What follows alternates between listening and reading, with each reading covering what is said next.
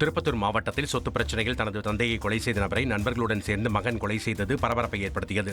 ஜோலார்பேட்டை அடுத்த பக்கனம்பட்டி பகுதியைச் சேர்ந்த திம்மராயன் என்பவருக்கும் இவருடைய அக்கா மகன் சக்கரவர்த்தி என்பவருக்கும் நிலப்பிரச்சனை இருந்து வந்ததாக கூறப்படுகிறது.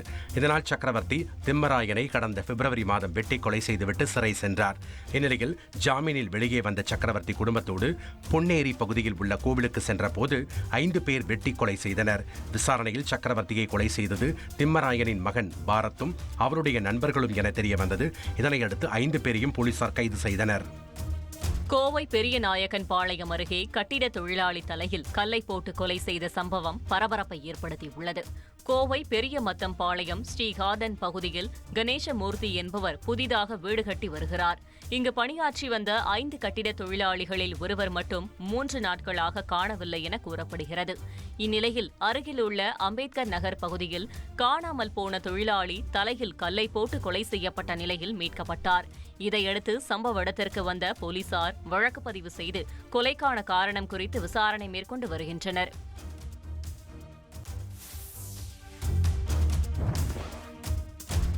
கோவை மாவட்டம் வால்பாறை சோலையார் பகுதியில் கனமழையுடன் கடும் காற்று வீசியதால் வீடு ஒன்றின் மேற்கூரை உடைந்து முற்றிலும் சேதமடைந்தது. வீட்டில் இருந்த சுதர்சனன் மற்றும் அவரது குடும்பத்தினர் அதிர்ஷ்டவசமாக உயிர் தப்பினர். இந்த நிலையில் வட்டாட்சியர் சம்பவ இடத்தை பார்வையிட்டு பாதிக்கப்பட்ட குடும்பத்தை பள்ளிக்கூடத்தில் தங்குமாறு அறிவுறுத்தினார். வால்பாறையில் பெய்து வரும் கனமழை காரணமாக பொதுமக்களின் இயல்பு வாழ்க்கை பெரிதும் பாதிக்கப்பட்டுள்ளது.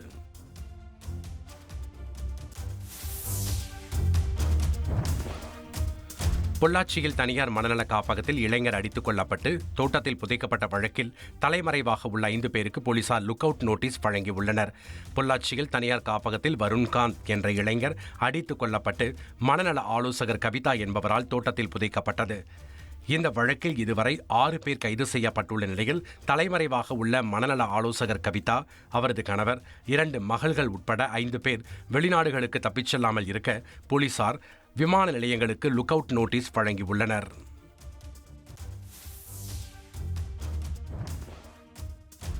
நெல்லை மாவட்டம் வள்ளியூரில் வசிக்கும் திருநங்கைகளுக்கு அரசு சார்பில் கொடுக்கப்பட்ட பட்டாவை ரத்து செய்து மாற்று இடம் தருவதாக கூறி அவர்களை அந்த இடங்களை விட்டு காலி செய்யுமாறு அதிகாரிகள் வற்புறுத்தி வருவதாக திருநங்கைகள் குற்றம் சாட்டுகின்றனர்.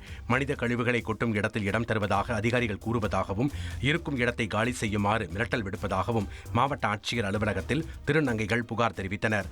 தாங்கள் இருக்கும் இடத்திலேயே தங்களது வாழ்வை தொடர நடவடிக்கை எடுக்க வேண்டும் என்று திருநங்கைகள் கோரிக்கை விடுத்தனர்.